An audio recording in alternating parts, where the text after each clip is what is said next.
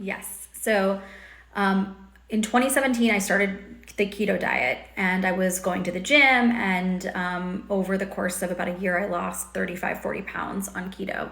I then started having this abdominal pain, realizing it was a complex ovarian cyst, and I had to have that removed. And then we realized I had endometriosis, and started dealing with tons of issues. And so every single time I'd have surgery, I'd fall off the keto wagon. I'd just focus on recovering and healing my body, and I would reconcile in my brain that it was okay to eat, whatever I wanted.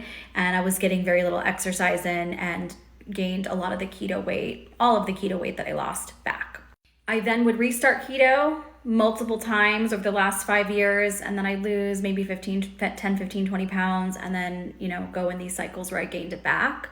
I did 75 hard last year, and I was not on keto, and I did lose weight, and I was working out the most I've ever worked out in my life, doing kickboxing and strength training, and I felt really strong.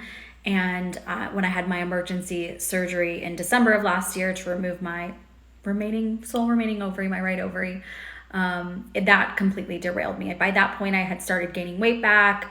Even though I was working out, I was eating ravenously because I was more hungry, because I was working out. So I wasn't dieting, but I was working out. And then I had that surgery. So I stopped working out, and the weight just piled back on. And then, so once I had everything removed, and I went on estriadol, an estrogen supplement, to try to keep me out of menopause, or at least keep my hormones at bay, I tried to restart keto in February this year, and the weight would just not come off. And I feel like most likely because of all the surgeries and because of the hormonal changes, and also just getting older, keto was just not working for me anymore. And honestly, it has not been sustainable for me personally, although I do think eating low carb and eating keto is a way to lose weight fast.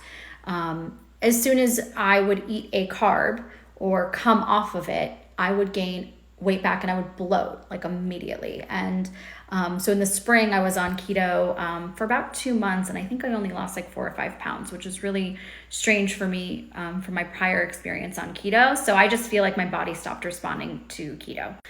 And everything else I was trying, the weight, it just felt like would not come off. And so I decided to look into medicating myself for PCOS, and that's what led me to Mounjaro. And honestly, in the beginning of the Mounjaro journey, it kind of stalled. So I feel like my body's finally losing weight, and I'm really grateful for that.